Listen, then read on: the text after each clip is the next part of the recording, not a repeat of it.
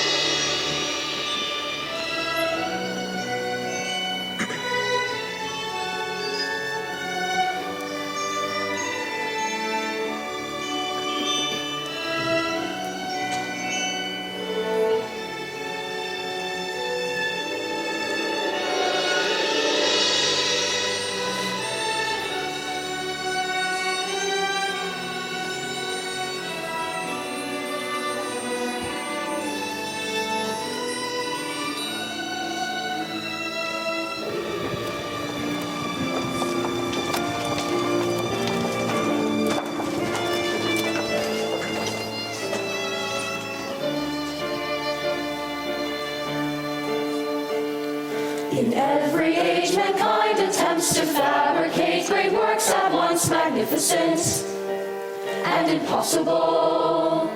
On desert sands, from mountains of stone, a pyramid. From flying buttresses alone, a wall of light. A chapel ceiling screaming one man's ecstasy, one man's ecstasy.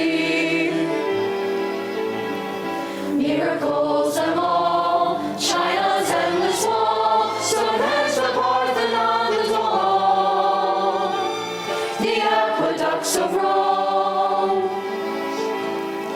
We did not attempt to make with mammoth blocks of stone a giant pyramid, no, not a pyramid, nor Gothic walls that radiate with light. Our task was to dream upon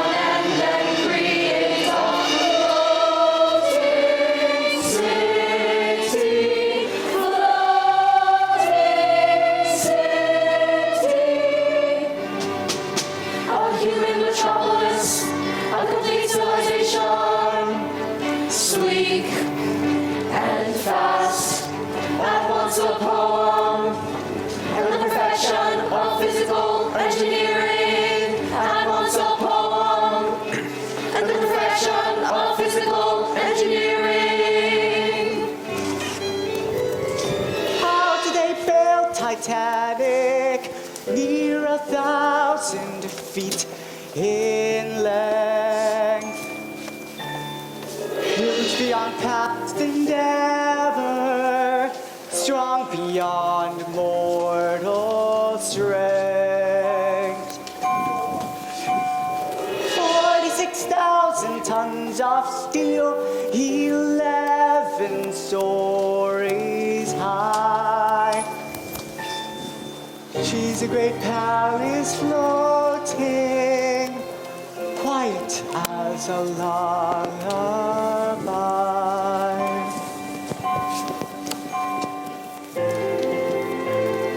Fare thee well, my darling, I'll be back before a fortnight has passed.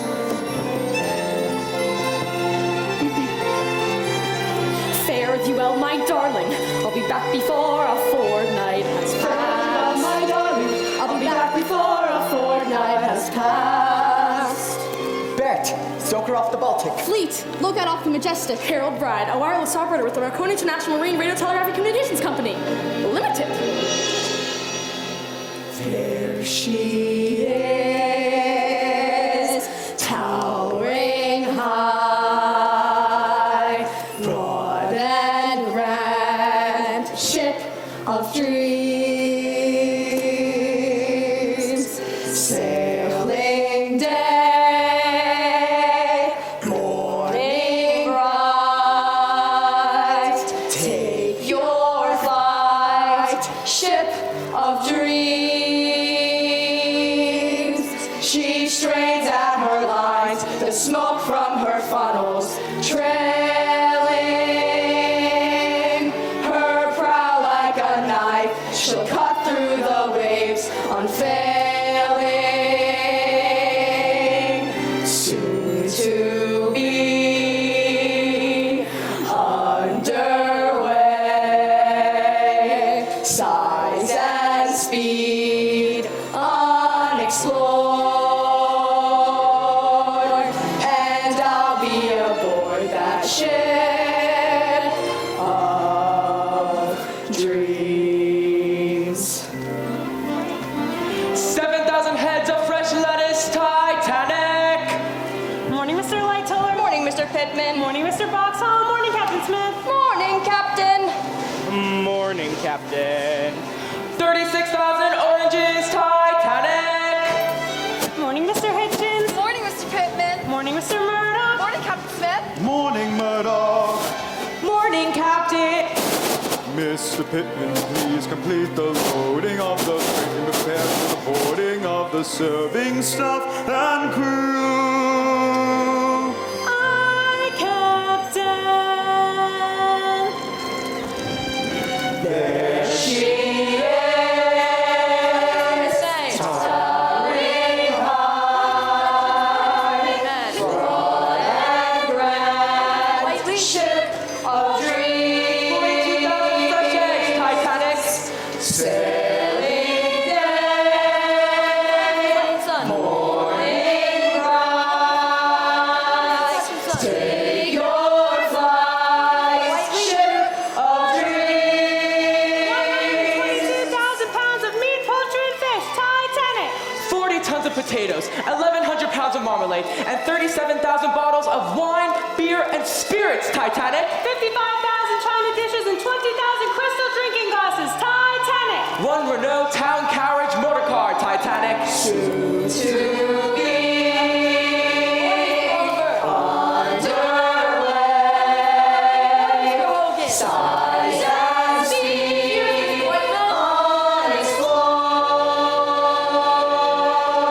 and I'll be aboard that ship of dreams. Captain Smith, has there ever been a finer morning to sail? Well, never quite like this, Mr. Ismay. Never quite like this one, sir. Mr. Andrews has the line, never had a faster ship for the mail. Not as fast as this, Mr. Ismay. Never quite like this one, sir. The pride of mankind, dominion over the sea, the dream of progress, it brings great honor to me to be the master And the builder. and the owner of the largest moving object in the world. Third class passengers, proceed at once to the gangway. Please bring your boarding documents and await further instructions. Holy Mother of God has led a ship for a mountain. It looks long enough so a body could walk to America. I'm Catherine McGowan, but everyone calls me Kate. I'm Kate too, Kate Mullins. And I'm Kate 3, Kate Murphy. It must be fate then. It's not fate, it's Irish. Are you traveling alone? Not me, I've got a fella. See that good look on up ahead? I'm planning to marry him. When's that gonna be? As soon as I meet him.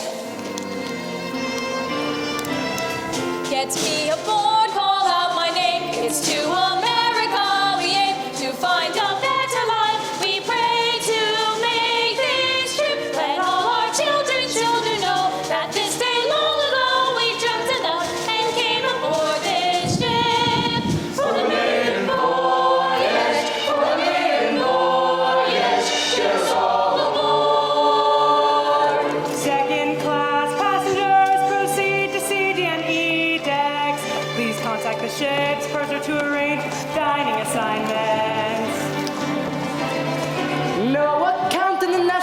Alice has quite done justice to this. It's a sight for once in a lifetime. Yes, a sight for once in a lifetime. And the chance to run away and marry now we too daren't miss. It's a chance for once in a lifetime. It's a chance for once in a lifetime. Then pray to board that ship today. Be with her when she pulls away and takes her maiden sail. I must get on that ship, the largest, grandest on the earth, and I've reserved a berth to be aboard. Now point me toward that ship. The finest people will attend, the best among them will befriend. They'll stand right next to us, be at my fingertip. Great heads of state and millionaires who run the world's affairs and all the air. I must get on that ship for the maiden voyage, for the maiden voyage. Get us all aboard. First-class passengers occupying A and B decks are requested to board at the time. Come back, Alice. I want to see them, Edgar. Colonel John Jacob Astor and Mrs. Astor too, arriving now from the boat train, direct from Waterloo Station, may proceed to their parlor suite A62. Her name is Madeline. She's John Jacob Astor's second wife. She's only 19 years old, and now she's married to a prominent man worth over 150 million, and 29 years her senior. They've only been married 7 months. She's already 7 months pregnant, and the scandal was such they ran away to Europe to avoid publicity. Avoid publicity! Mr. and Mrs. Isidore Strauss may proceed to Promenade Suite B55. Aren't they much? You never think by looking at them that he and his brother own Macy's department store. Own Macy's department store. Outright! And he was close advisor to President Grover Cleveland, served in the House of Representatives 2 full terms. And that's his wife for 40 years, named Ida Sad. She hasn't been well. So the two of them have been wintering on the French Riviera. French Riviera! Mr. Benjamin Guggenheim and party will find his customary suite on A deck. Made his money by smelting gold, spends it like water. $4,500 for the Louis Couture suite, so he can live in luxurious inn with his latest mistress. And they call that justice. They call that justice. Mr. and Mrs. George Widener may proceed to Promenade Suite B51. He's the richest man in Philadelphia. Mr. and Mrs. John B. Thayer and family, Promenade Suite B58. Vice President of the Pennsylvania Railroad. Mrs. Charlotte Drake Cordoza, Suite B54. One really knows who she is, but the newspaper says she booked the most expensive suite on the ship and travels with 14 steamer trunks, a medicine chest, her personal pillows and sheets, and 4 little Pekingese dogs. She must be somebody. She must be somebody. Last call for boarding. This is the very last call for boarding. Stop the ramp, let go the lines, raise up her colors and designs. Prepare for casting off, and through the port we'll slip. Each person standing at the rail, and one great Dr. Bell, one single prayer.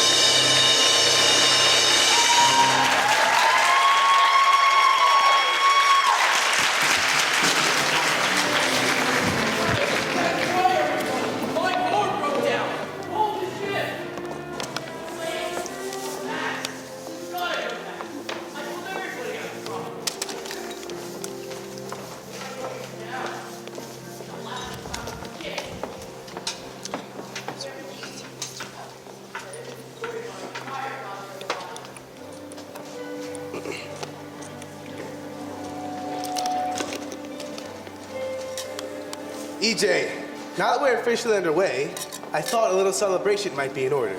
I'm sorry, Mr. Ismay. I don't allow alcohol in my bridge.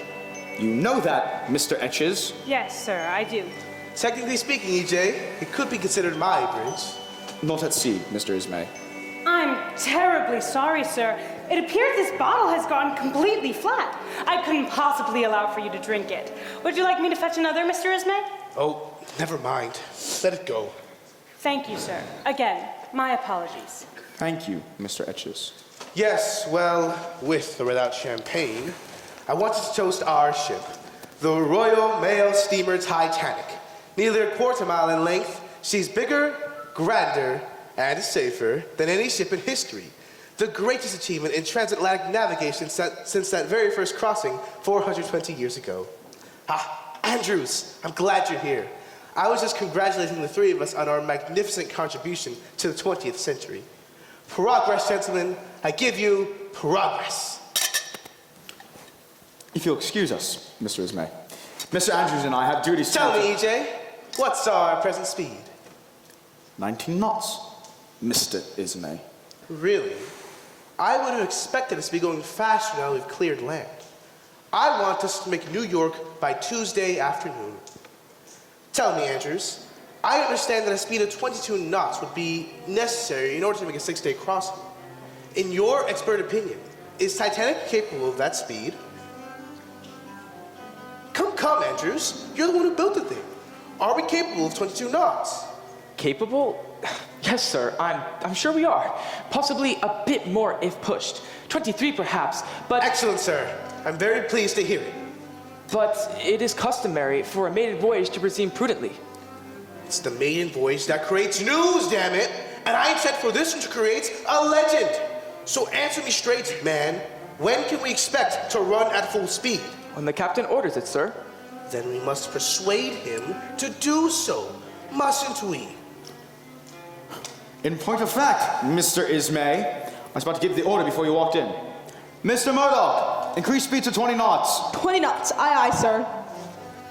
Engine room, increase speed, give us 71 revolutions. 20 knots.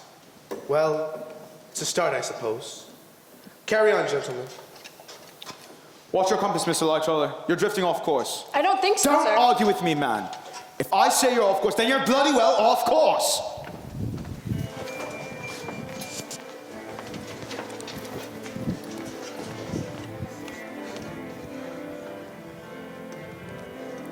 Set your screws to 71, Mr. Barrett. 71? If you ask me, Mr. Bell, it's might soon for 71. Captain's orders, Mr. Barrett. If you've got no objections, that is. It's his ship, isn't it? 71 it shall be. But I'll speak plain, Mr. Bell. If it was my ship, I wouldn't recommend her speed increase too quick. Do as you're told, Mr. Barrett. She's sparkling clean, this newborn ship, but one old thing is clear. The orders they propose above, we execute down here. We'll watch from here as up above they'll catch a whiff of glory. This wonder ship may be brand new, but it's the same old story. Stoke the fire in the hold as the men drop back. Feed the heat in the hold as the men drop back. And the dust of the coal in the air is black. And the trickle of sweat runs down your back. And what are the boys from the Midlands doing here?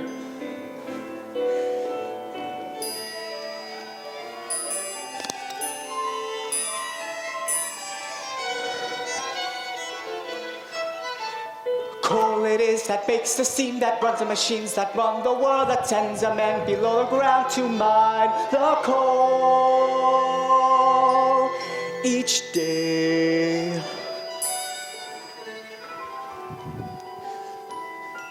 From Leicestershire and Nottingham, us lads who worked down in the pit knew if you got above the ground, you'd save your soul. Some way, get out of the pit, and westward I knew I could run.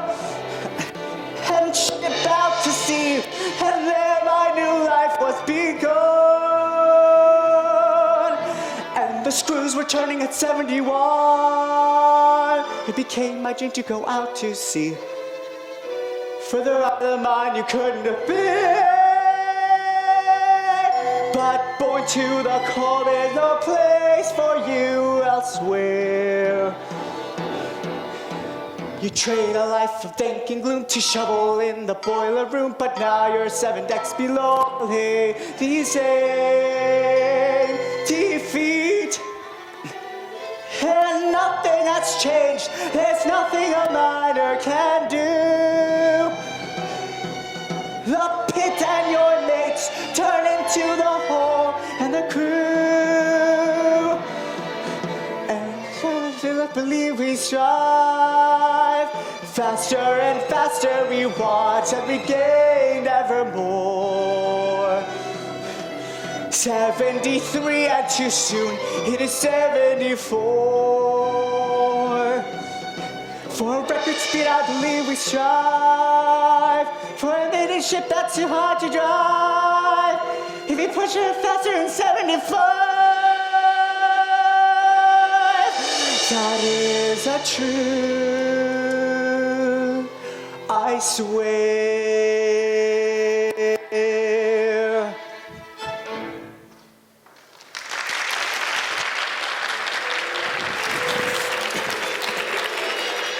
Edgar, look right in there. What a sight! The first-class dining saloon. Come on, Alice, they want us to hell to our own saloon. Language, Edgar. Did you get a good look at John Jacob Astor? He looks exactly like his picture. So do you, Alice. Oh, Edgar, this is so exciting! Almost every famous millionaire in the whole world is on this ship. And to think we'll actually be rubbing elbows with them. How impressed they'll all be when they hear all that you know about hardware. Well, I wouldn't exactly count on rubbing elbows with them, Alice. They won't allow us peasants in second class anywhere near the people in there. What's the point of being on the same ship if we can't hobnob with them? It's bad enough we have to make do with that dinky cabin they gave us with those 2 silly little bunk beds. We don't have to use the top one, Alice. Calm down, Edgar.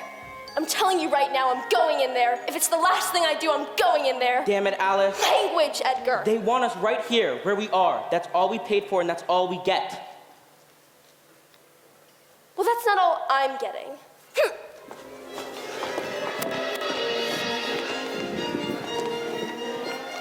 Charles, look there, through that glass.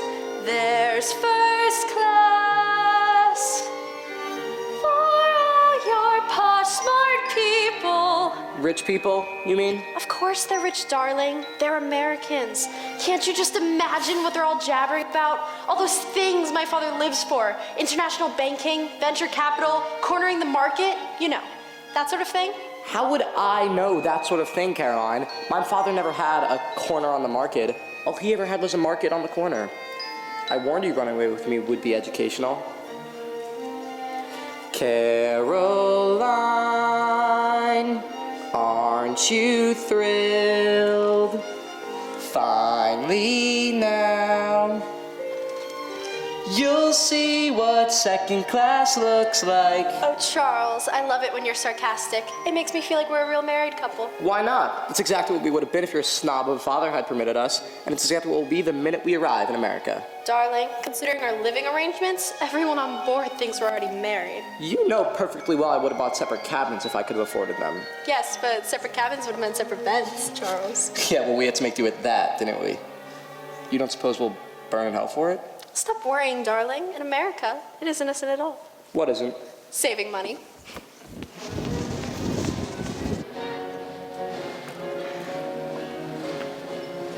The dinner seating for Thursday, April 11th is now being served in the first-class dining saloon.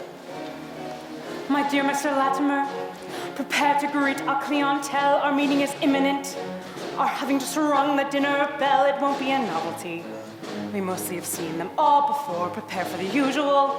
You should be aware of what's in store. We serve them on the Baltic and the Oceanic, Olympic and Majestic, and today's the same. There's nothing changed. Mr. Astor takes his toast dry. Mrs. Strauss likes the grouse with the sauce on the side, and the whiners love kidney pie. Bring it hot, if it's not, they'll be fit to be tied.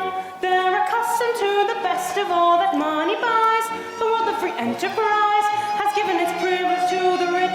When they're idle, they're entitled to the luxury which we provide. That's forever the source of our pride, which is why we're always there with our special form of care for every hungry millionaire, and I have all arrived.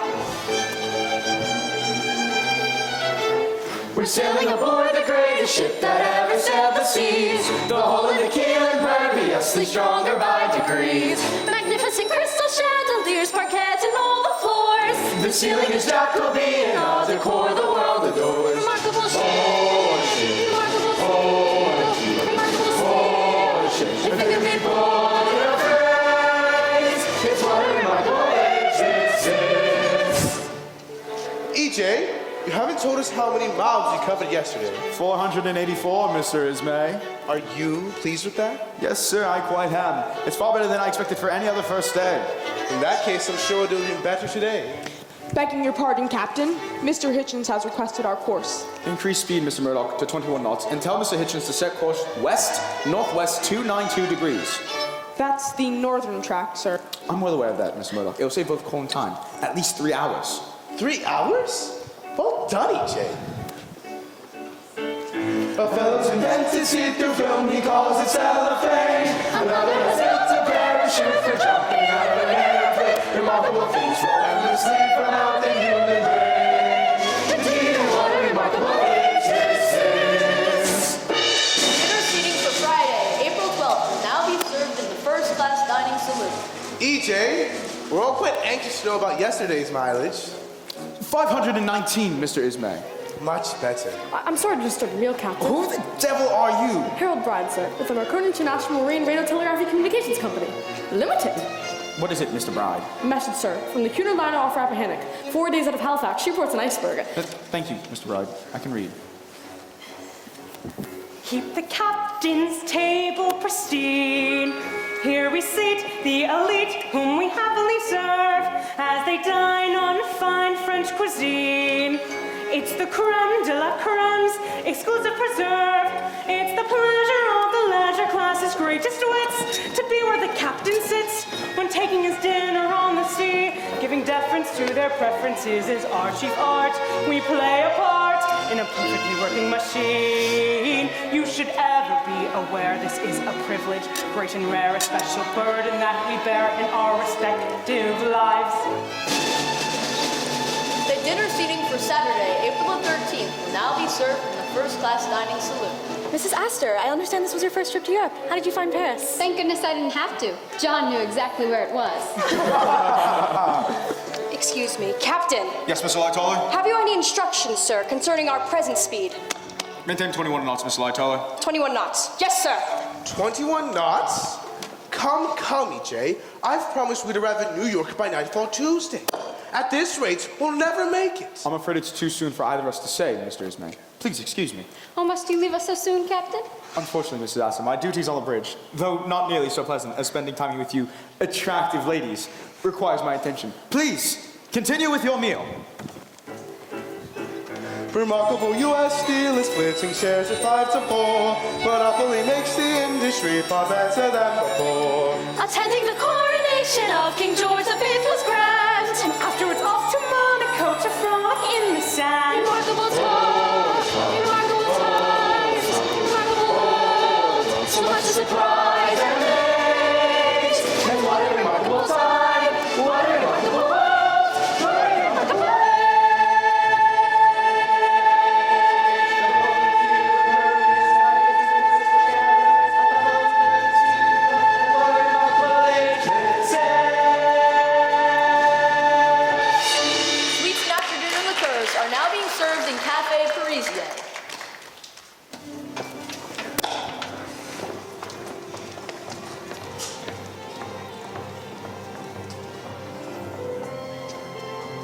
What's the position, Mr. Murdoch? Latitude 4235 north, longitude 4550 west, Captain. And the sea temperature, Mr. Lightsolar? Last check down 5 degrees to 34 Fahrenheit, sir. Another communication, Captain. Ice warning from Coronian. Another one? They've started a large berg at 4150 north by 4258 west. Not to worry, at least 600 miles off. It's directly on our new course, sir. Not to worry. Still, Not to worry. We'll keep a sharp eye, eh? And Mr. Murdoch, increase speed to 22 knots. 22, Captain? Yes, sir. Let's do everything in our power to prevent Mr. Ismay from coming back. Yes, sir. Engine room, increase speed to 78 revolutions of the wing's propellers. Correct me if I'm wrong, Mr. Murdoch, but you received your master's papers at 25, yes? Youngest man in the line's history. Yet, here you stand, without a ship to call your own. Why is that? The master of a ship carries a heavy responsibility, Captain. Every single minute, Mr. Murdoch. I'm not certain I'm up to it, sir. A master of a ship must be ready, sure of everything, even when he isn't. And I'm as sure of that this is my final crossing. Captain! After 43 years of service, I informed the line of my wish to retire. They asked me to see them through this maiden voyage. My wife was disappointed, of course, but how could I refuse? Take over, Mr. Murdoch. Thousands on board, each in his class. You are the master of all that must pass.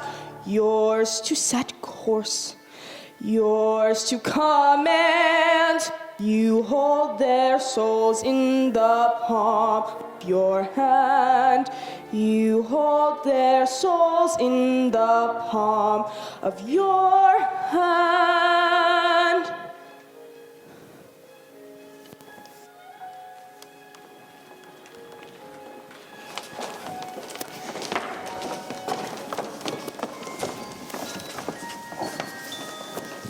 Third-class passengers are reminded not to bring food below to your cabins. What's the reason for that then? It encourages the rats. They got rats on a brand new ship? They're always the first aboard. Well, they're welcome to have part of my share. Sure, and me entire family could live a week off of what I've been leaving on my plate, and all of it for free. Free? Are you daft then? Then why do you suppose they charged us every bit of 60 shillings for our passage? What do I need with all this fine cloth and electrical light? Well, Jim Farrell, I'm going to have fine cloth, electrical light, and a lot more when I get to America, including my own personal bathtub. I'm going to rise straight to the top. I will, just like cream. I will be a proper person. People will look up to me. What a girl, that girl McGowan. Katie, Violet, Maud, Marie. I aspire to heights of glory in the new world that can be. In that grandest nation I'll stand tall, reach my very highest hopes of all. I'm aiming to have a real profession. I am. Me too. Me three. I want to be a lady's maid in America. In America, the streets are paved with gold. I want to be a governess in America. In America, it's better, I am told. I want to be a sewing girl in America. In America, I'll sew till I am old. There's a place called Chicago. I've seen it on the map. There's a place called Maryland. I've seen it on the map. There's a place in America called Albuquerque, and I'm hoping it's a bit like Donegal. Oh, I'm hoping that it is. There, I'm hoping that it is. Where am I dreaming? Am I hoping? Am I scheming? Am I praying? Am I wishing to be happy will come true enough that I want to be an engineer. I will be In grand. America, the streets are paved with gold. I will be grand. In America is better, I am told. Oh, far beyond the northern sea, a new life can unfold. And I'm planning that it will. How I'm planning that it will. Where am I dreaming? Am I hoping? Am I scheming? Am I praying? Am I wishing to be happy? Will come true enough. I want to be a millionaire in America. Strike in Richmond, spend the fortune I amass. I want to be a constable in America. In America, you rise above your class. Oh, there's a place you're in the street, and talent can be sold. And I'm planning that it will. How I'm planning that it will. It's well and good to live as haben.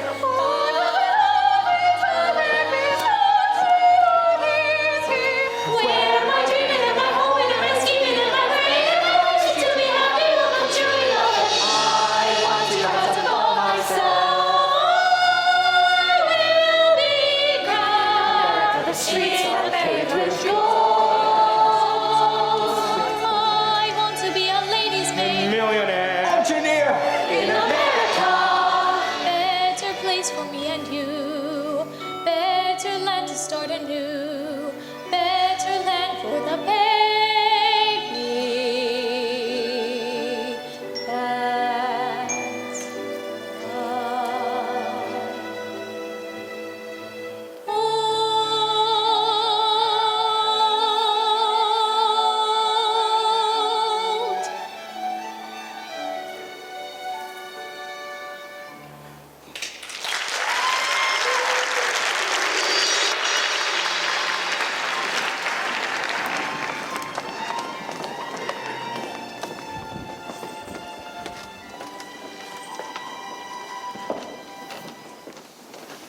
Caroline, shouldn't we be changing for dinner? I suppose so. Then you go on, darling. Unless you want me to do it first. Charles, really, don't you think we should start changing together, considering we're already sleeping together? Lady Caroline, is it you? I had no idea you were aboard. Mr. Etches! What a nice surprise. Mr. Etches, I'd like you to meet my new husband, Mr. Charles Clark. Charles, this is Mr. Etches, who was chief first cabin steward on the Majestic when my family and I crossed last year. Mr. Etches. Mr. Clark, my congratulations, sir. And how is Lord Neville? My father's quite well, thank you, when I saw him last. Please, give him my regards. Lady Caroline, I really can't understand how I've missed seeing you till now. Well, it is a very large ship, Mr. Etches, and we are on our honeymoon. Ah, yes, I quite understand. Once again, my heartiest congratulations to you both. I'm sure you'll both be very happy. You couldn't quite say the words, could you, Lady Caroline? What words? Second class. Really, Charles, you're being quite idiotic. Why? Because all your father ever saw when he looked at me was the son of a greengrocer from Medievale who went to all the wrong schools and who would never be good enough for his precious daughter, even if he won the bloody Nobel Peace Prize. No, because you're being quite idiotic. Thanks very much. Charles, you're a silly thing, making of everything social class. As if that could matter a jot to me. All that I care for is you. All doings mine to you, all that brings pain to you soon will pass. If only you could comprehend, I want to be yours to the end. You and I now stand on the brink of our new lifetime, with our future clear and bright. I give you my hand, I give you my soul in keeping. All I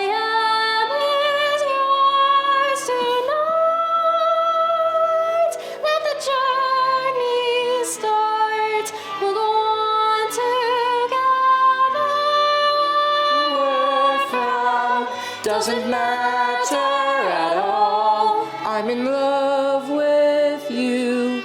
Let the world look on and witness on this vast and open sea. I have all that I want when you're standing next to me. What we may become, we'll create together. Where we have come from doesn't matter at all. I'm in love with you. There could be no finer blessing for a life that's yet to be. I have all I have dreamed when you're standing next to me.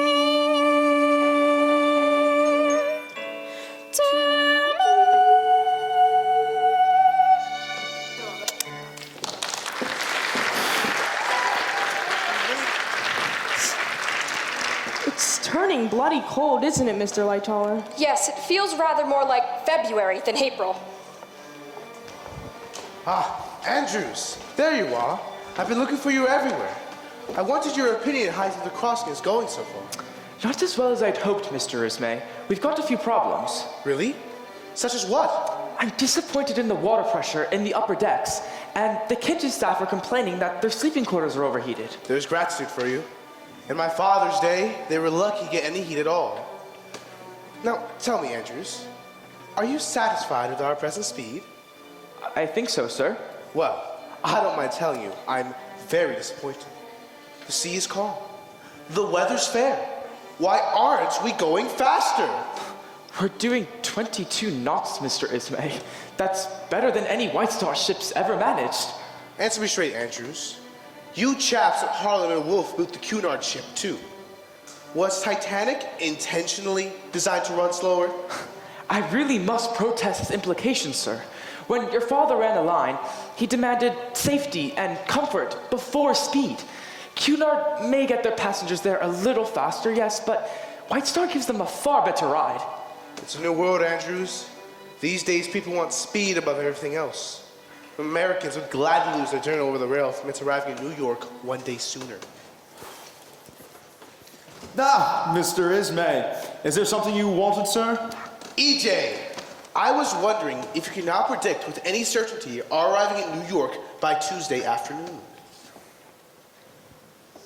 I can say it's only possible. Possible? But it's imperative, damn it! If we have to stand off till Wednesday morning, our return to England will be delayed by a full 24 hours. Titanic must be known as a 6-day ship, EJ. Even the bloody crowds can do it. And if second-rate tubs like Deutschland and Kaiser Wilhelm can turn around in a fortnight, then so, by God, shall we. Mr. Ismay, I'm sure we will do everything in our power, okay? Splendid. That's all one can ask, isn't it?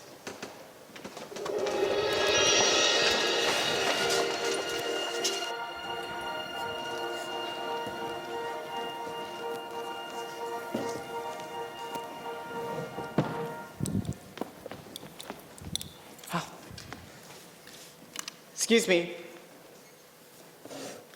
Excuse me. Who's there? Bert. Bert. The stoker. I remember.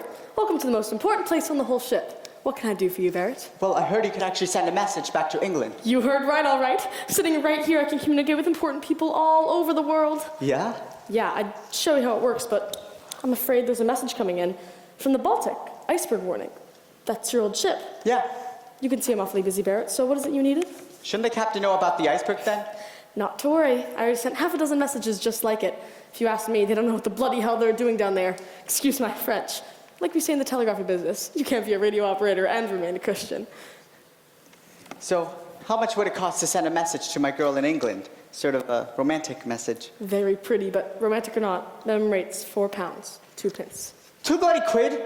That's twice what they pay me to America and back. Maybe I could give you a discount. Yeah, what that cost? Nothing.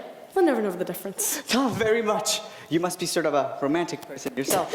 Not me. Romance and telegraphy don't mix, see? Why would you communicate with one person? You have the whole world talking to you. I'll need your name and address. Darlene Watkins, Billsthorpe, Nottinghamshire. Here, what's that you're doing? Darlene Watkins, Billsthorpe, Nottinghamshire. So what's the rest of it? I don't know. It's got to be just the right thing. Darlene's sort of funny, you see. She said if I take her serious, she knew somebody who would. And I'm not due back for almost 2 weeks now, so I might come straight out with it. I'll be coming back to you, Darlene. Back to your dark eyes and hair. Marry me when I return, Darlene. And until that day, my love, take care. Be thee well. May the Lord who watches all watch over thee. May God's heaven be your blanket as you softly sleep. Marry me. When you're finally in my arms, you'll plainly see this devoted sailor's heart and soul are yours to keep. Yours to keep. Every day from GMOM, good morning, old man, to GNOM, good night, old man. My telegraph sends its messages to ships at sea, sending out its dit dit dot dit dot dit. Dit dit dot dit dot dit. Dit dit dot dit dot dit.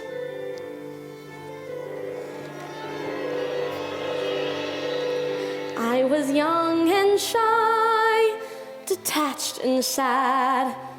Spent my days indoors, a homebound lad. Hardly spoke, few friends, I kept myself to myself, quite alone. Then I found Marconi's telegraph. It could span the planet's width by half. 50 yards to 1,000 miles, the same touch, the spark, sound, the tone. And my life came alive with 1,000 voices fighting to be heard. And each and every one of them connected to me. And my life came alive with 1,000 voices tapping out each word. Like 1,000 people joined with a single heartbeat, tapping out our dit dit dot dit dot dit. Dit dit dot dit dot dit. Dit dit dot dit dot everywhere. Marry me. It's alive with 1,000 voices. The Lord who watches all watch over thee. And every one of them connected to me. Marry me. So alive with 1,000 May God's heaven voices. be your blanket as you sleep. Those people joined with a single heartbeat, tapping out our dit dit dot dit dot dit. Marry Dit dit dot dit me. dot dit. Marry Dit me. dit dot dit dot everywhere.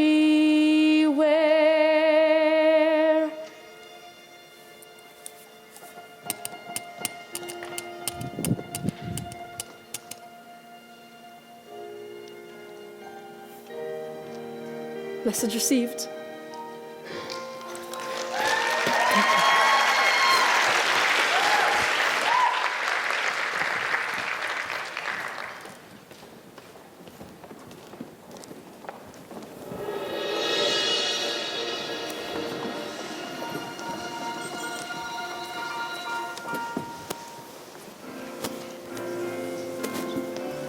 Ladies and gentlemen, after our Sunday service, All first-class passengers are welcome above onto the deck, where Mr. Wallace Hartley and his ensemble will be playing out of doors for your entertainment.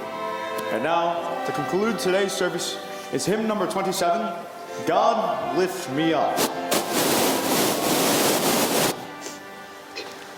God lift me up in mighty waters.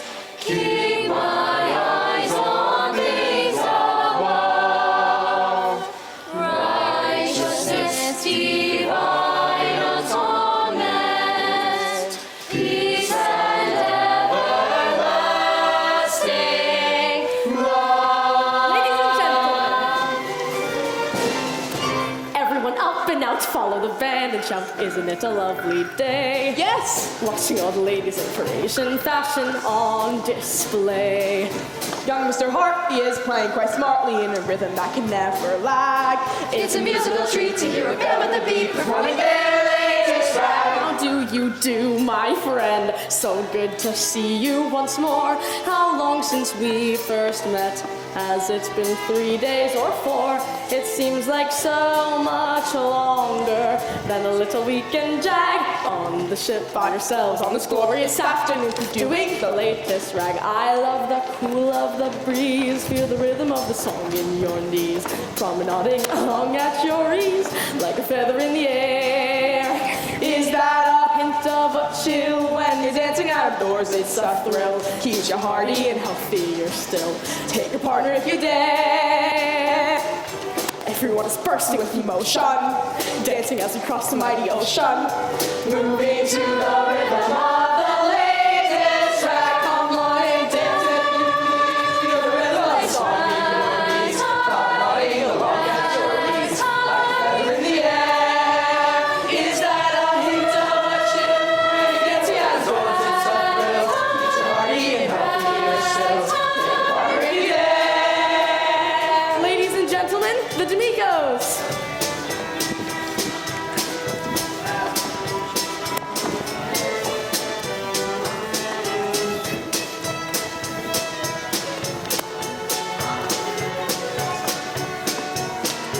Ladies and gentlemen, grab a partner.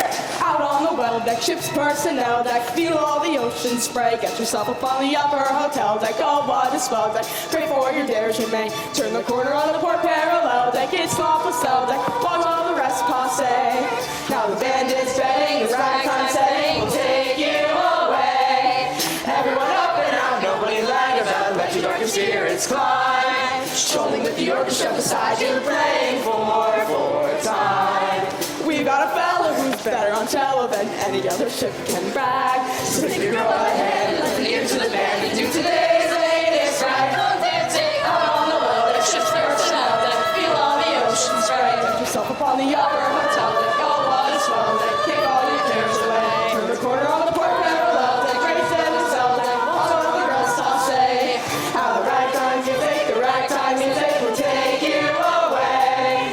Dance with me, personnel deck, feel all the ocean spray. Nodding along at your ease, like a feather in the air. Tumbles away, the poor parallel deck, it's on its mouth and all the rest will say. Party and Great time to watch all the girls sashay. Everyone is bursting with emotion, dancing as we cross the mighty ocean. Hasn't it been absolutely great to dance the latest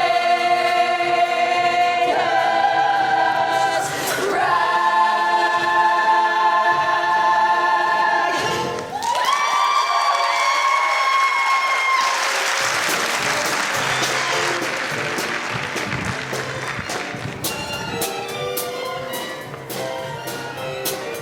Alice, I've been looking for you everywhere. You're not supposed to be here. What have you been up to?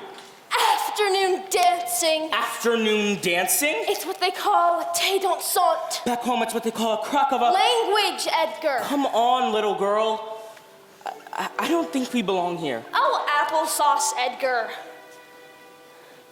I have danced with the first class, Edgar. It was oh such a dream come true. That class isn't for our kind, Alice. That won't do. Haven't you noticed, Edgar? These days, nobody's better than anybody else. Take the Wideners of Philadelphia. I stood right next to them, Edgar. They had this extremely handsome son, Harry, the Harvard man. I'll tell you the God honest truth, Edgar. I'd let that boy marry our Lucy in a second. Well, that's half the battle. Make fun all you want, Edgar, but I want more out of life than Indianapolis, Indiana. But that's why I arranged this trip, Alice, to show you the world. I don't want to see the world, Edgar. There's too many places I'd rather see first. There are hotels on islands, Edgar. Great resorts near a sandy beach. That's a world that's beyond our income and our reach. That's because you've only ever been satisfied with the dinky hardware store instead of branching out. How do you think all those millionaires got their millions, Edgar? Why don't you just calm down, Alice, and enjoy what we have? Please don't tell me never. I want this forever, ever. There's a new world around us, Edgar. Won't you ever give up that view? I want more than we've got now, Edgar. Why don't you? I don't know, Alice. What do you suggest we do about it? I don't know. I'm going for a walk. I need to be alone for a while.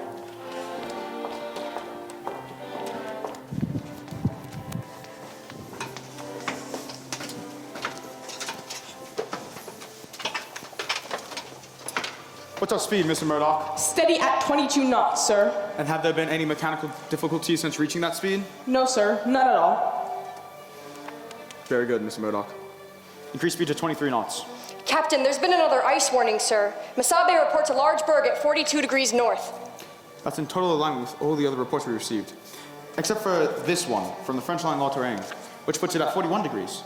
Now that would put it a great deal closer. How would you explain the difference? It must have been an error in transmission, sir. The radio. I'll never accept the damn thing. I'm afraid it's here to stay, sir. And soon we'll all be taking our orders from little offices on shore. It's a brand new world, Captain. Thank God I won't be there to see it. 23, Mr. Murdoch. 23, yes, sir. Engine room, increase speed to 81 revolutions of the wing's propellers.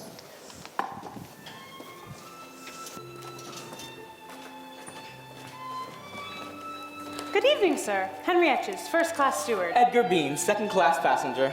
Bean. I know that name. You must have ran into my wife. She likes dancing with the millionaires. Ah, yes. Quite so, sir. My condolences. That's a far-off look I'm seeing in your eye, Kate. Which far-off place are you looking at? America or Ireland? If you must know, I was thinking about a friend of mine, a very dear friend. It seems she left home because she made a mistake she couldn't get rid of. Well, she should have been more careful. So, what are you planning on doing with the rest of your life? I think I'll run for the Congress again. You know, I quite liked it there. And the best part is, you don't have to know anything. It just seems like she wants more out of life than I can give her. Isn't that always the way, sir? I had a wife once. What happened? Nothing. I still have her. In all my years, I've never seen it so calm. Is it just my imagination, or are we going faster than ever before? If my friend were here instead of me, Jim, what would you say to her? Well, I'd say, what would I call her then? We're all named Kate, you know that. So I'd say, Kate, do you know who the father is? What a sad question! What do you take her for? He didn't come with her. Hard time trying to find a job. He probably didn't want to lose his job. Or his wife. So tell me, Jim Farrell, could a decent fella care for a woman who already has a bit of family?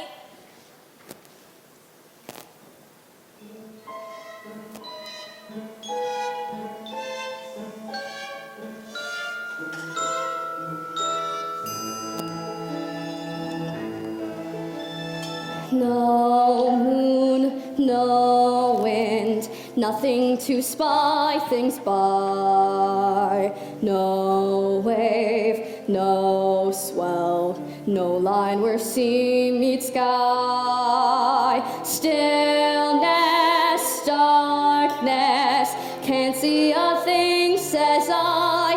No reflection, not a shadow, not a glint of light meets the eye.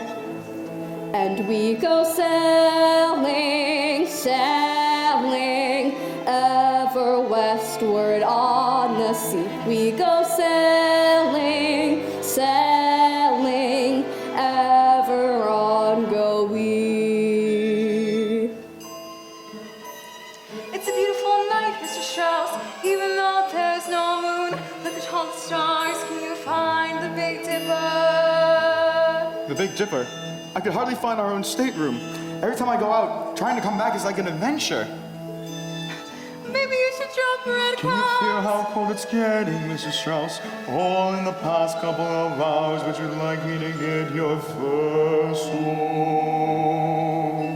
What? Maybe never see you again? No, thank you. I'd rather freeze. Are you cold then, Katie? Not now that you got your arm around me. But I don't. You're a funny one, Kate McGowan. Funny? Thanks very much. Because you come right out with what you want. And you find that funny, do you? What kind of girl do you think I am? You think I need to be told what I want? Life's too short for that, me boyo. We go sailing. See how calm it is, smooth as polished glass on the open sea. Feel the fight in the air on the open sea. Smooth as polished glass, ever on go we. All right, gentlemen, I'll be going in for the night. Keep a sharp watch. The naked eye is the one thing you can rely on now. Good night, sir. Good night. Crow's Nest, this is the bridge. Keep an eye peeled for ice.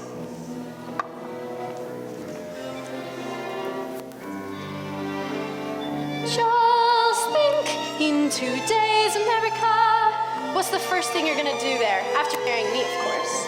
Apply to the sports desk of an important New York newspaper. I'm sure they can use the journals from my experience. But you don't know anything about American sports, do you, darling? Well, it's not so terribly complicated.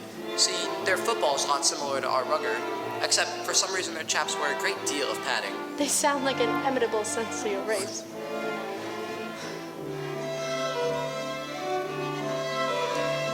Let us both hope so. That's why we're going there. Good evening. Madam, this is the first class smoke room. So I see. Women are never permitted in the smoke room. Don't look so shocked. It's a new world out there. A new world out where? Mr. Hartley, that's a new melody. What's it called? Autumn, ma'am. Autumn, shall we all meet in the autumn? Golden and glowing by autumn. Shall we still be best of friends? Best of friends. All through each languorous season we ebb and flow. Romance defying all reason will come, then go. Still perhaps this autumn, love won't retreat in the autumn, will be complete in the autumn. All that we have won't be past.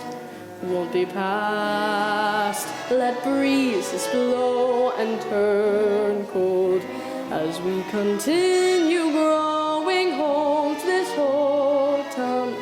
Love newly found me at last. So, Kate McGowan, what immodest thing are you gonna say next? I'm going to say, Jim Farrell, will you marry me? For the love of God, Kate, I know it's the new world we're going to, but we haven't got there yet. Don't you leave anything for the man to say? He can say yes. We're going to need each other when we get there, me boyo. And my baby's gonna need a dad. So we better settle it now. Will you say yes then? Well, chances are you wouldn't take a no anyway. So, aren't you gonna throw me down and kiss me?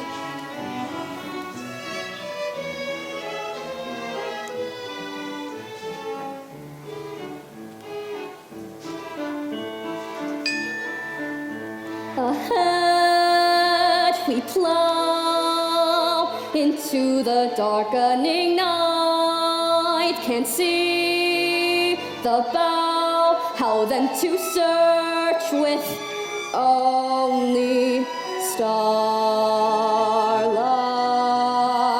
No moon, no wind, nothing to sliding, sliding. Always I always no smell, no light, we're seeing sky. Stillness, darkness, can't see a thing, says I.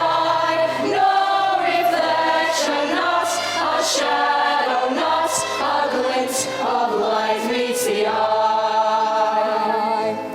And we go say how long it is as polished glass on the open sea. Feel the fighting of air on the open sea. As polished glass ever are we.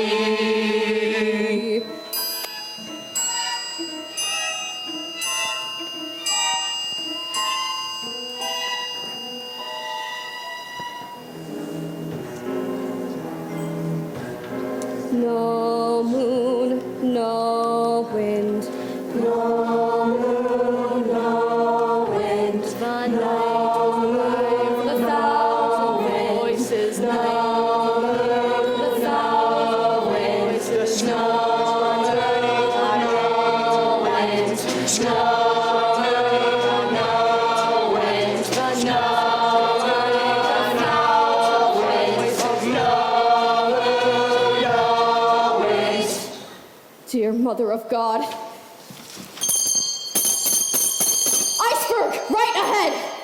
Thank you, Mr. Lighthauler. Hard starboard. Hard to starboard. The helm's hard over, sir. Engines full astern. Full astern. The bow's reacting, Mr. Murdoch. 2 degrees to port. The distance, Mr. Fleet. A quarter mile, maybe a little less. 9 degrees, 10, 11, full point. Turn, turn! Jesus, Mary, and Joseph. It Look looks at the like- size of it. It looks like the Rock of Bloody Gibraltar. It's going to pass a starboard, sir. It's all right. I think we're gonna miss it.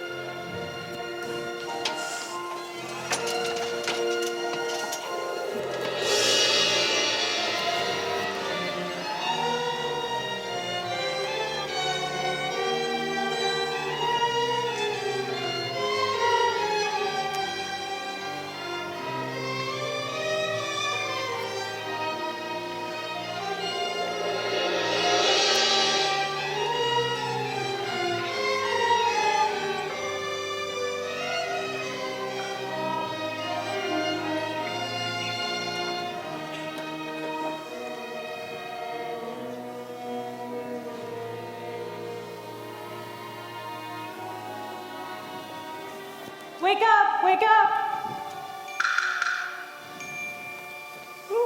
Mr. Richard, why have we stopped? I couldn't say, Mrs. Strauss, but I don't suppose it's anything much. Mr. Etches, is there something wrong? I don't think so, madam. Just following orders.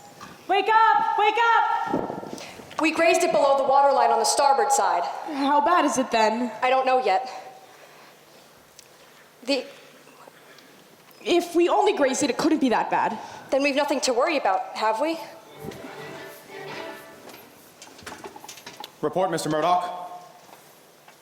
We've struck an iceberg, sir. Starboard side. We don't yet know the extent of the damage, but I've taken the liberty of rousing the passengers. I want them on deck and wearing their life preservers. At the very least, they could use a drill. We've never had one, have we? Wake up, wake up, wake up, wake up, wake up. Wake up, wake up, wake up, wake up, wake up. Wake up, wake up, wake up, wake up, wake up. Wake up, wake up, wake up, wake up, wake up. First class passengers, proceed at once to the salon. Please bring your life preservers and await further instructions. Ladies and gentlemen, the captain would most appreciate it if we would all proceed to the Grand Salon. And please, dress warmly. We're taking water in boiler rooms 4, 5, and 6, sir. In 6, the water is already up to their knees. Close the watertight doors and see to it that the pumps are activated. Then rouse the carpenter and have him sound the ship. It's all done, sir. Our position, Mr. Murdoch. Mr. Murdoch, our position! Latitude 44 degrees, 24 minutes north. Latitude 50 degrees, 44 minutes west, sir. Inform the radio room. And for God's sake, Mr. Murdoch, let go of the helm. We're dead in the water. I'm sorry, sir. Second class passengers, proceed to the first class salon. Please bring your life preservers and await further instructions.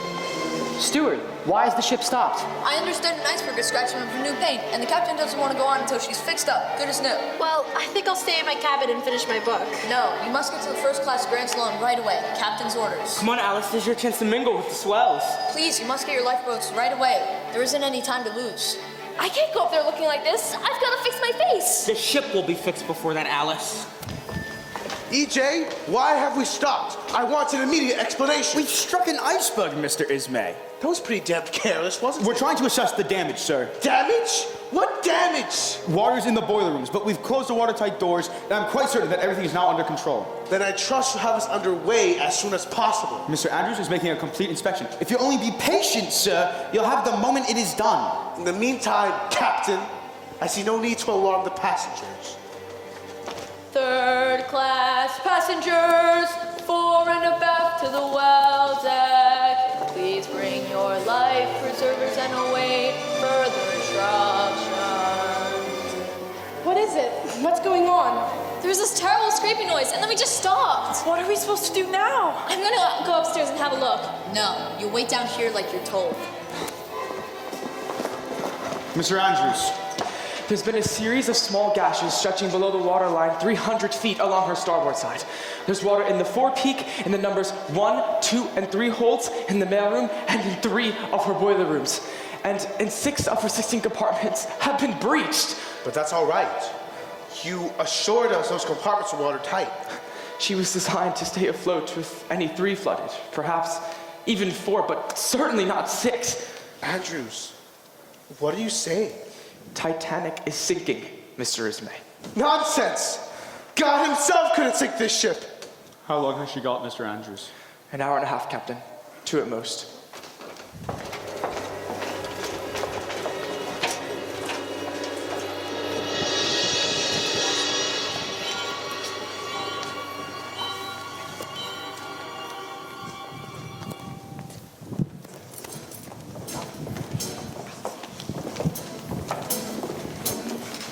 Stretching my disorienting being here, recently awakened from a dream.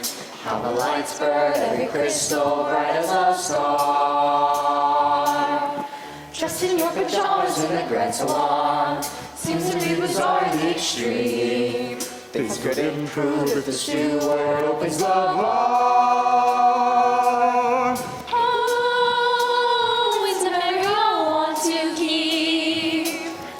Now I would like to go back to sleep. Dressed in your pajamas in the Grand Salon, wondering if things are what they seem. Can you be sure? Do you ever know where you are? Ladies and gentlemen, may I have your attention, please? The captain would most appreciate it if you were all wearing your life preservers.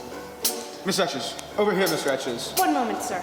Please, Mr. Etches, what the devil's going on? Tell me straight, man. Are we in any danger? Danger, Mr. Strauss? On this ship? Mr. Astor, please, your life belt. Mr. Guggenheim, please put it on now. Captain's orders. Ladies and gentlemen, wear your life belts. Mrs. Wagner, if you would. Mr. Fair, I must insist now.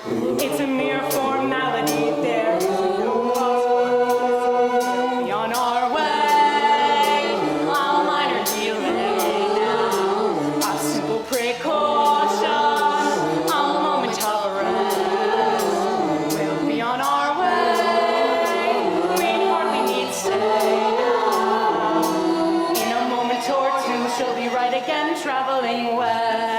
Mr. Richards, I demand to know exactly what's happening. Latest I heard, sir, is that she has damaged one of her ring propellers and that we could be delayed for an entire day, sir. Excellent.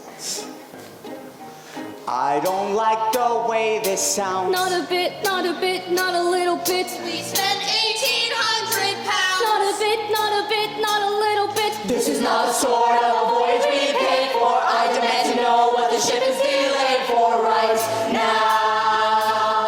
How could this ever have come to pass? Christ! Look who's here, it's the second class! See, Edgar, look, when I tell you, everybody who's anybody. You're the only person here I don't recognize.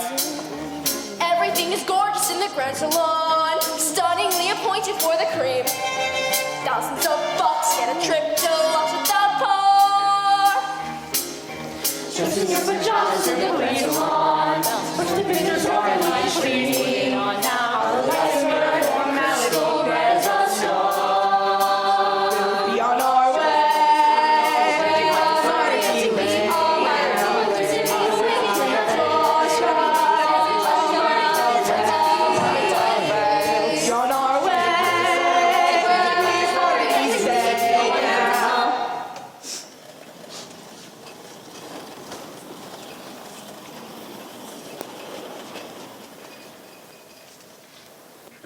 Mr. Guggenheim, please, upstairs now. Wondering if things are what they seem. Can you be sure you ever know where you are? Be on our way. Hurry if you may. Cause you'll be awakened in the ocean. Everybody's words of rest. Be on our way. Hurry and stay. Any minute now. Any minute now, any minute now, we'll be on our way. We'll be on our way. We'll be on our way, our way, our way.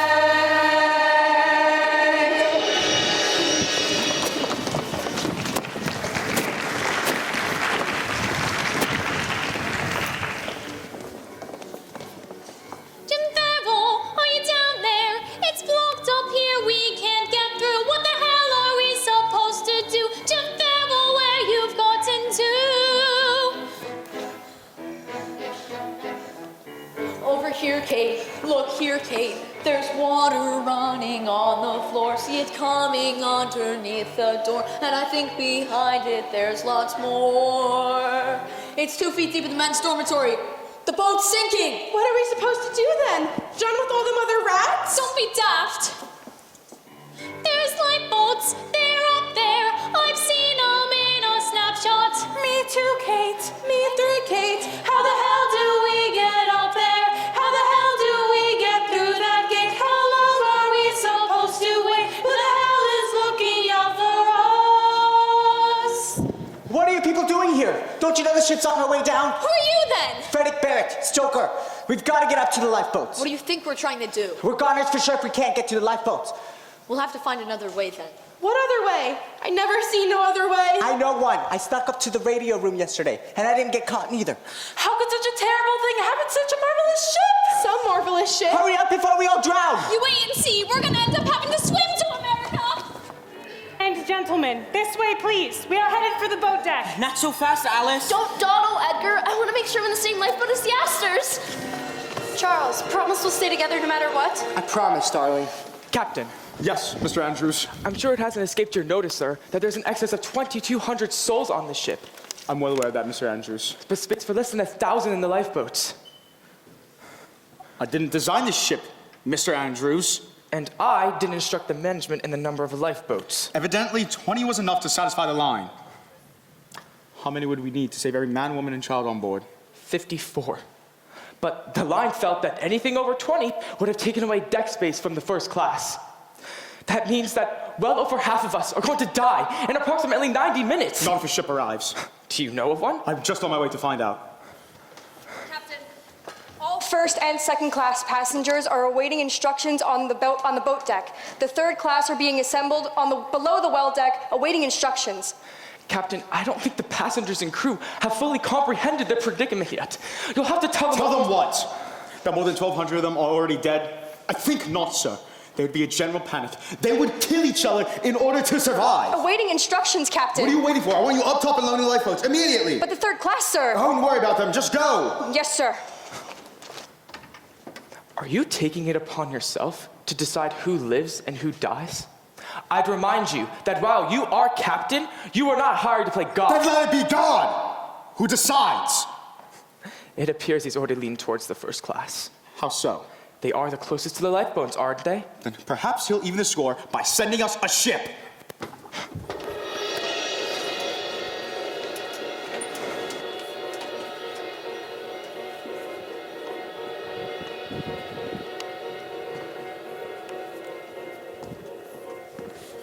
CQD, Titanic, CQD. Situation critical. I repeat, situation critical. Radio man, have you reached any ships in the immediate... Can't you see I'm busy? Go other than This is the captain. I'm sorry, sir. Sit down, mister. Bride, sir, with the Marconi International Marine Radio Telegraphy Communications Company. Sit down, Mr. Bride, and continue.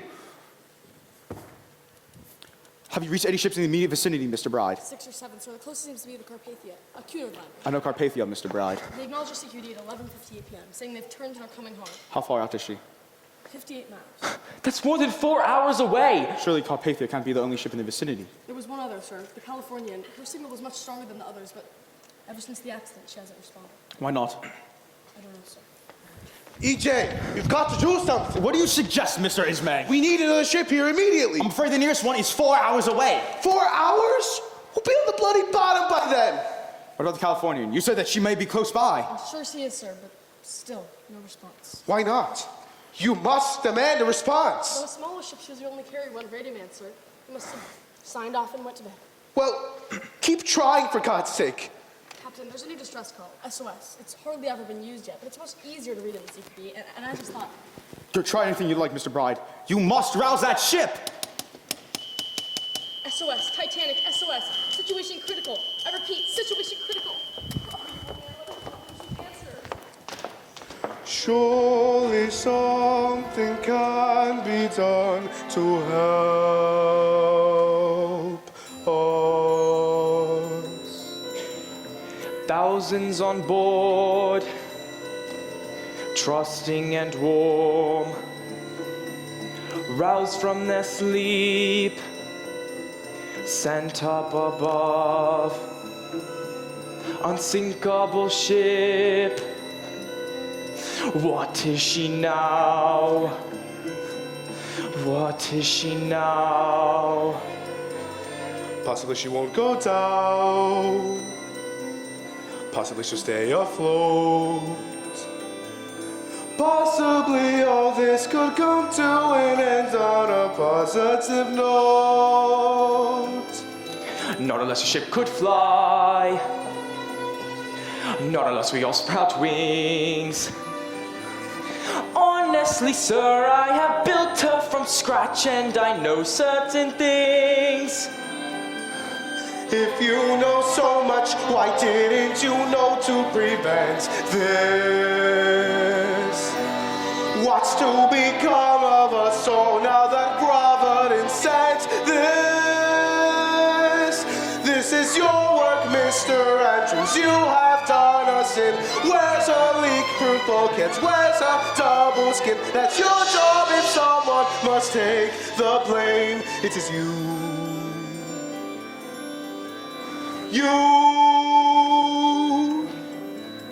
Hear us in folk, held in our care, living their lives, dreaming their dreams, dreaming their dreams. Possibly a ship will come. Possibly we'll be saved. Damn it, so listen, we're hemorrhaging fast, it's our hold that's been staved. Couldn't you design it right? Whoever heard of steel that rips? Ismay, I'm just in the business of building, it's God who sinks ships. There stands the captain who sailed us straight into disaster. Oh, now it's the captain's turn. Pray who urged him to go faster. Well then, thank you, Mr. Ismay, for your contribution. Now please pray for some miraculous solution. Your timing is perfect. Now help us, please, if you can. Who calls for speed and to break every record? Who had to keep all the millionaires happy? How dare you, Smith? I will not stand here indicted. Who ignored warnings of icebergs when sighted?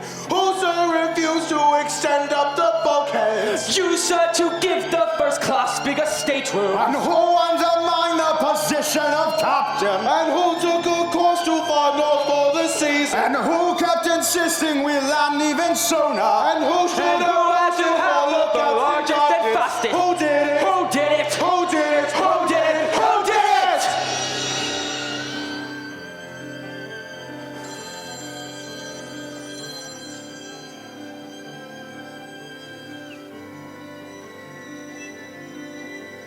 Possibly the Lord will act. Possibly he will provide and indicate how our unthinkable fate can be somehow denied. Somehow denied.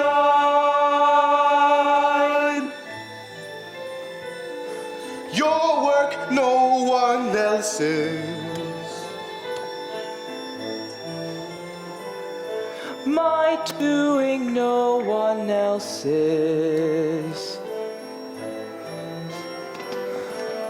There's only one captain, and I was in charge. This is my ship, no one else's.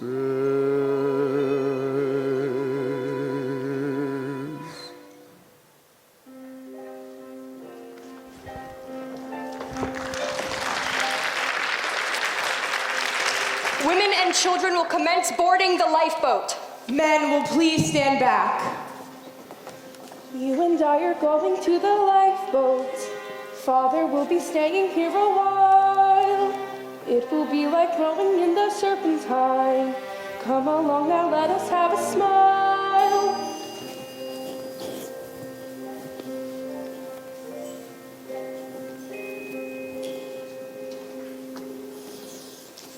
Go along with Mother to the lifeboat. John. Don't even say it, I'll be fine. I'll collect you both tomorrow morning. You and this beloved son of mine. Madam, step this way into the lifeboat. Mr. Strauss, by all means, take your place. No, I will not go before the younger man. Ida, you must go. What about you? Ida, please, I'm telling you, get onto the lifeboat. I refuse. Refuse? How can you refuse? Sorry, Isidore, but after 40 years, how can I leave you now? Because you must be saved. For what? Without you, absolutely not. Ida. Where you go, I go. You must get in, please step this way. There is no time, please don't delay. This is the last to leave. It must be lowered. Now you must get in, please step this way. There is no time, please don't delay. This is the last to leave. It must be lowered now. There's got to be a place on that lifeboat, Kate. Take it for God's sake. I'm not going without you, Jim. I don't want to be a widow before I'm a bride. You're gonna be a ladies' maid in America. This boat needs 2 men at the oars. You, Mr. Fleet. Yes, sir. Thank you, sir. You, Stoker. Barrett, sir. Mr. Barrett, can you row a boat? I don't know. I've never tried. I can, sir. I'm a fisherman by trade. Well, then get in, man. Hurry. That I will, sir. Thank you, sir. Sorry, mate. Good luck to you, mate. Come on, Alice, get in the lifeboat. Oh, Edgar, I'm so sorry about all the horrible things. Alice, do as I say, damn it. I love you, Edgar. Why'd you give up your seat, lad? You'll never get a place now. They're passengers, aren't they? They're the ones who've been paying our wages. Be the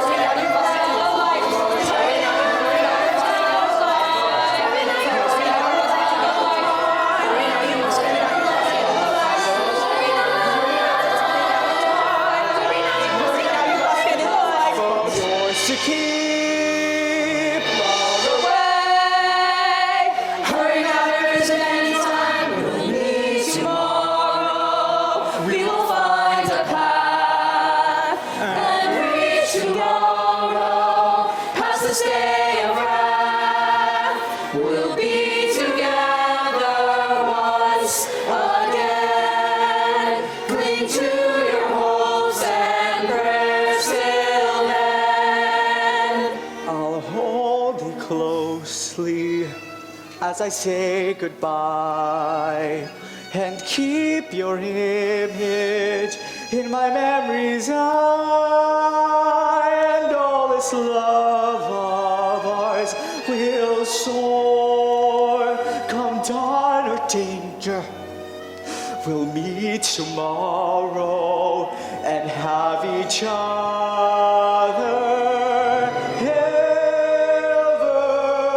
evermore. Give us tomorrow and another hour. Let our reunion come within our power. And one more chance to make us start, that we may live for as we part. Come say you love me as I kiss your eyes. Let one brief moment make eternal ties. And if tomorrow is not in store, let this embracing replace forever. Keep us together.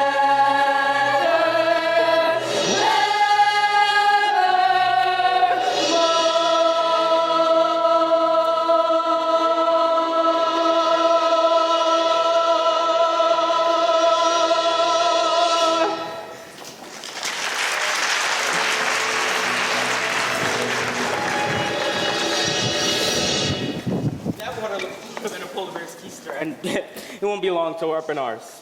Edgar Bean, hardware. That was your wife you were saying goodbye to then? Almost. We were going to be married when we got to New York. Yeah. I was to be married when I got back to England. Looks like we're both going to wind up bachelors. Could be worse, sir. Really? How? At least we're not making any widows, are we? Good point. What would you gentlemen say to a good stiff drink? I'd say one wouldn't be nearly enough. All 20 boats have been launched, Captain. Thank you. You have a remarkably stunning disposition, boy. How old are you? 14, sir. Really? I was a cabin boy when I was 14. What's your name? Edward, sir. Really? So am I. All the ladies in first class except one are safely away, Captain. I'm afraid most of the men we know are still aboard. There's no hope, I suppose. I see. Who could have imagined it? Everyone said she was unsinkable. Mr. Ismay was fond of boasting Titanic as her own lifeboat. It must have been before he used one of the little ones to save his own skin. More than anything, that man wanted a legend. Well, now, by God, he's got one. Captain, I want you to know I take full responsibility. I was the ranking officer on the bridge at the time. If I were a fit master, we'd have rammed the iceberg head on and staved the bow. Perhaps lost a few, but the ship would have survived. I'm sure you did what you thought was best at the time, Mr. You expected more of me, sir. You had every right. But your expectations were misplaced.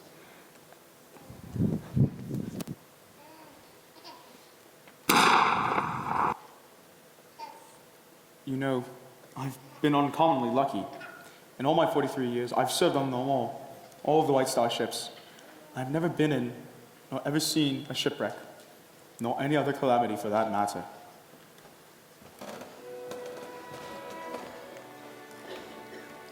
Thousands on board, each in his class. You are the master of all that must pass. Yours to set course, yours to command. You hold their souls in the palm of your hand. You hold their souls in the palm of your.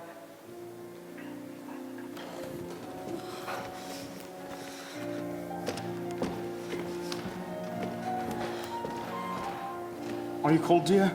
Lately, I'm always cold. Come, you're blowing your fingers. Save your breath. What for?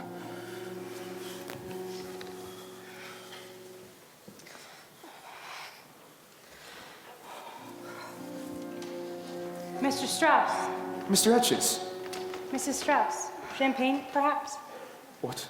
You think there's something left worth celebrating? It's the Cristal 1898, the last bottle left. Why, it seems a shame to open it now. Under these circumstances, madam, it would be a shame not to. Why don't you join us for a glass, Mr. Etches? Later, perhaps. I still have my usual people to attend to. May I say, it's been a pleasure over the years serving you both. Thank you, Mr. Etches. To us! Who else?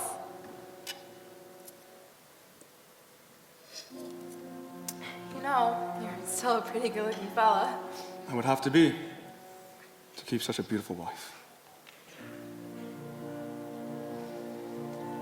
Still,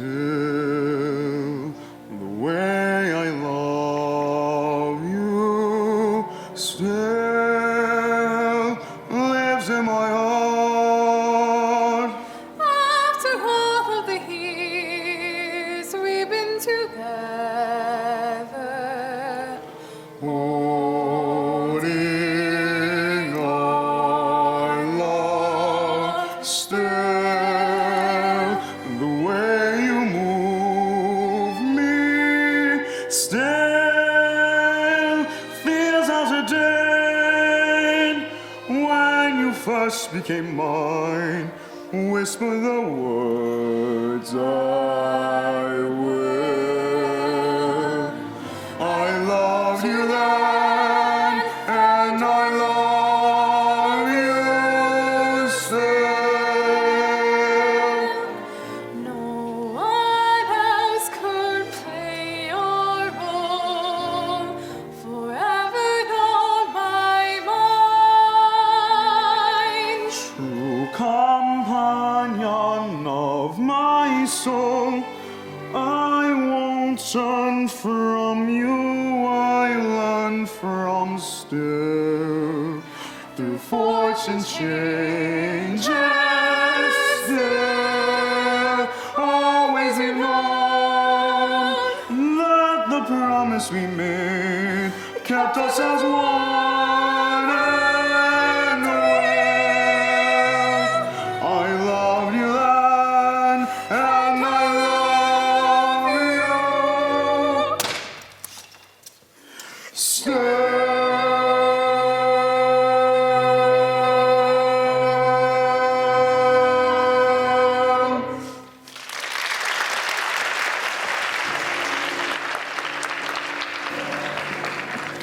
I declare this ship lost. From now on, it's every man for himself. Just a cursory look at the blueprints here shows the weaknesses that we have missed. How the water poured in a 300-foot gash and caused the bow to flood into list.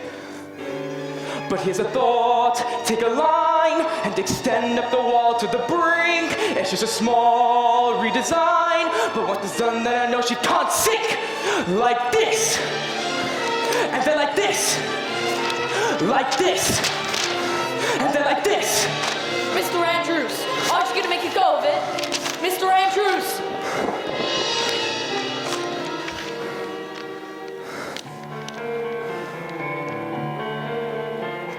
The ship will start to plunge beneath the surface. The water lapping at our feet. Down sinks the bow or flies the stern to the sky. The panicked people in retreat.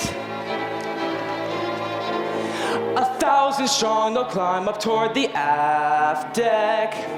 They'll cling there desperately like bees to a hive. There they'll hold fast, doomed to the last, lost and abandoned and all still alive. Autumn, shall we all meet in the autumn? Shall we all meet in the autumn?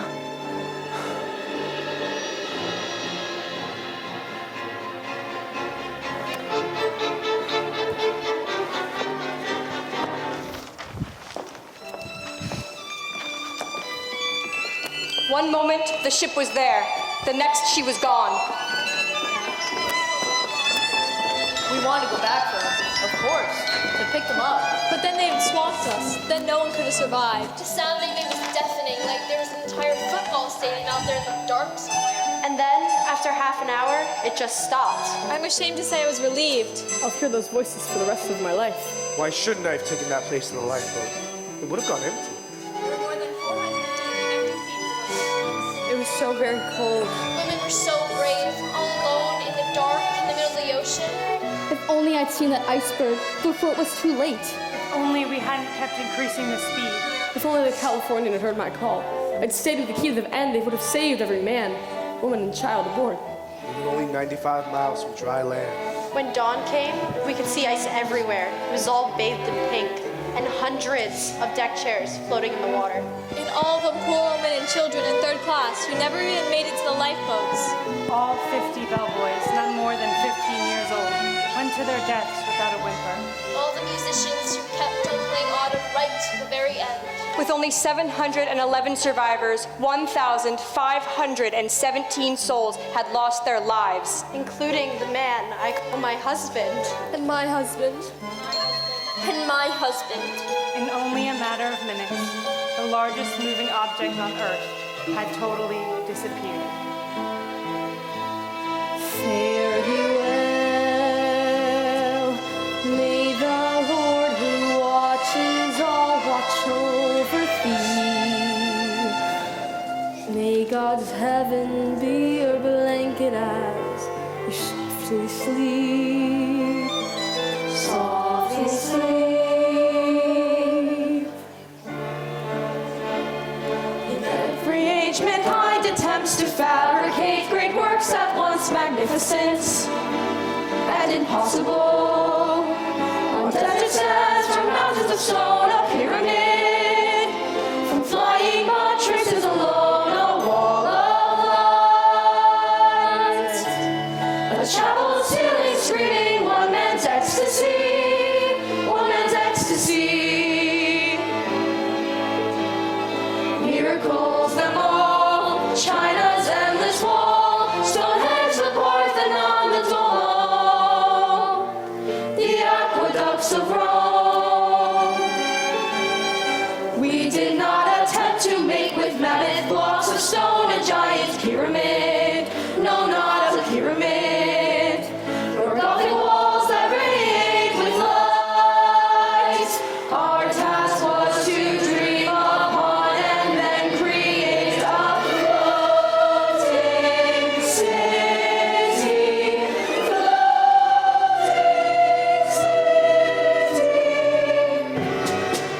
a human metropolis, a complete civilization, sleek and fast, at once a poem and the perfection of physical engineering, at once a poem and the perfection of physical engineering.